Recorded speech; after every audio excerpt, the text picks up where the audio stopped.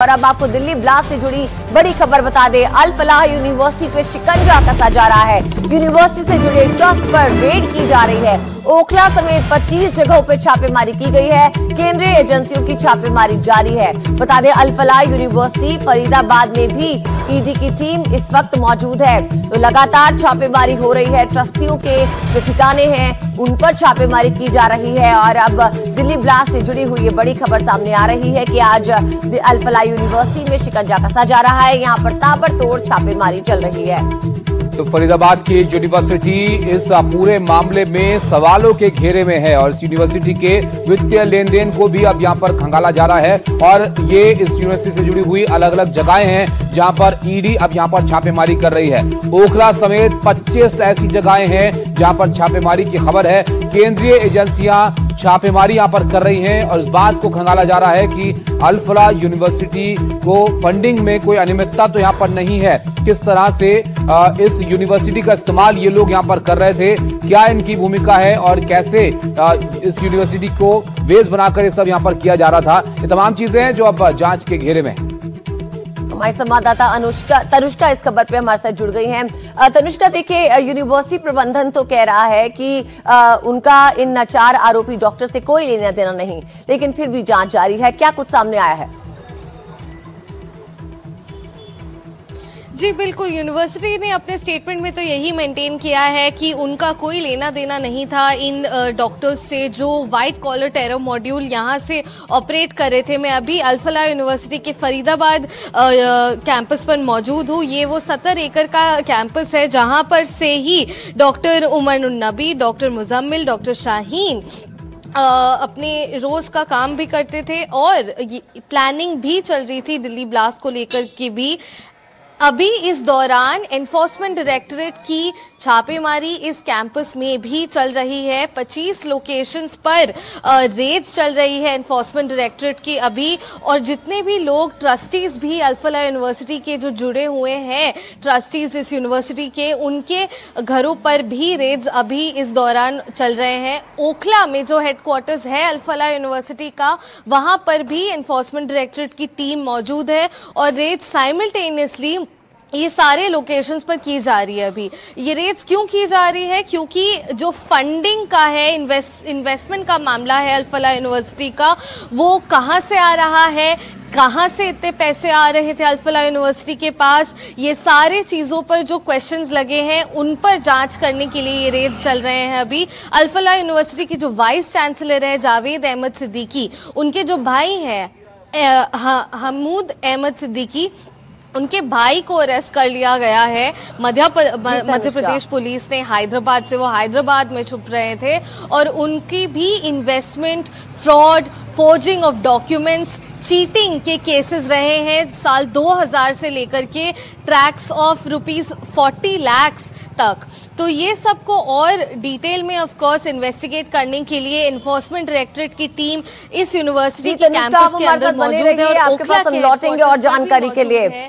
तो दिल्ली धमाके के बाद से अल फलाह यूनिवर्सिटी पर लगातार शिकंजा कसा जा रहा है। आपको बता दें अल फलाह यूनिवर्सिटी पर शिकंजा कसा गया, उसके बाद की ग्राफिक्स के जरिए आपको समझा दें कि यूनिवर्सिटी सवालों के घेरे में किस तरह से आई। धमाके के केस में तो सवालों में यूनिवर्सिटी है ही, इसके अलावा जमीन को लेकर अतिक्रमण का केस भी इस यूनिवर्सिटी पे चल रहा है। यूनिवर्सिटी की जमीन की पैमाइश हुई है और इस मामले में फरीदाबाद क्राइम ब्रांच ने जांच शुरू की। धोखाधड़ी और जालसाजी की 2 FIR दर्ज हुई हैं। यूनिवर्सिटी चेयरमैन को दिल्ली पुलिस ने समन भेजा। यूनिवर्सिटी चेयरमैन जवाद अहमद से जल्द पूछताछ भी संभव है। बता दें कि चेयरमैन के भाई हमूद सिद्दीकी की गिरफ्तारी हो चुकी है। बिना मंजूरी के किए गए निर्माण की जांच भी जारी है और जांच पूरी होने के बाद हो सकता है कि बड़ा एक्शन लिया जाए। तो अल फलाह यूनिवर्सिटी से अब जो है रेड की खबरें सामने आ रही हैं। ये तस्वीरें भी आप देख रहे हैं। अल फलाह यूनिवर्सिटी पे शिकंजा कसा जा रहा है। 25 ठिकाने हैं जहां पर ट्रस्टीज के जो 25 ठिकाने हैं उन पर रेड की गई है और अब एक और संदिग्ध को इस दिल्ली ब्लास्ट के मामले में गिरफ्तार भी किया गया है। तो लगातार अपडेट्स दिल्ली ब्लास्ट से जुड़े हुए आ रहे हैं और साथ ही साथ खासकर अल फलाह यूनिवर्सिटी इसका केंद्र बनी हुई है, जांच का केंद्र बनी हुई है, जहां पर लगातार रेड्स हो रही हैं और अब ट्रस्टीज के ठिकानों पर भी रेड की जा रही है। इस बीच एक और बड़ा अपडेट आपको बता दें कि एनआईए जो इस मामले को अब देख रही है उसमें एक और व्यक्ति को यहां पर पकड़ा गया है और ये बात निकल कर आ रही है कि इन लोगों की साजिश यहां पर ड्रोन से हमला करने की भी थी। एनआईए ने आत्मघाती हमलावरों के साथी को यहां पर पकड़ा है। श्रीनगर से डॉक्टर उमर का साथी जसीर अरेस्ट किया गया है और जसीर बिलाल वानी को कल एनआईए ने अरेस्ट किया है और यहां पर जानकारी मिल रही है कि अनंतनाग का रहने वाला है संदिग्ध जसीर बिलाल, जिस पर यह संदेह है कि ये तकनीकी सपोर्ट यहां पर इन लोगों को दे रहा था और इन लोगों की प्लानिंग यहां पर ड्रोन का इस्तेमाल करने की थी। आमिर राशिद के बाद ये दूसरी बड़ी गिरफ्तारी है जिसको यहां पर किया गया। दिल्ली धमाके का साजिश करता है जसीर बिलाल। हमारे संवाददाता मुकेश इस खबर पे हमारे साथ जुड़ गए हैं। तो मुकेश बताइए, अब जो ये तार बिलाल से जुड़ते हुए नजर आ रहे हैं, इस पर क्या जो है सामने आ रहा है? जी देखिए, जो जासिर बिलाल वो अनंतनाग का रहने वाला है और जो आदिल अहमद रादर जो पहले पकड़ा गया था सहारनपुर से उसका पड़ोसी है। तो इसको एनआईए ने गिरफ्तार किया है। ये दिल्ली ब्लास्ट मामले में दूसरी बड़ी गिरफ्तारी है। एनआईए के मुताबिक जो जासिर बिलाल वानी है वो काफी टेक्निकल रूप से काफी स्ट्रांग है और ये ड्रोन को मॉडिफाई करके उसमें विस्फोटक लगाकर ब्लास्ट करने की तैयारी कर रहा था। दूसरा, ये रॉकेट लॉन्चर भी बनाने की कोशिश कर रहा था। तो एक तरह से जिस तरह से हमास हमला करता है गाजा पर या सीरिया पर, उसी तरीके से जो जासिर बिलाल वानी है वो हमास की तर्ज पर कई आतंकी हमले करने की फिराक में था। ये बड़ी जानकारी एनआईए से निकलकर सामने आई है। एनआईए के मुताबिक जो जासिर बिलाल वानी है उमर मोहम्मद जो कि बॉम्बर था जिसने ब्लास्ट किया था लाल किले पर, उसके लगातार संपर्क में था और शुरुआत से लेकर ब्लास्ट होने तक पूरी कॉन्स्पिरेसी में शामिल था। तो एनआईए ने कल ही इसको अनंतनाग से गिरफ्तार किया है और कल श्रीनगर से जो एनआईए है वो इसको लेकर दिल्ली पहुंची है।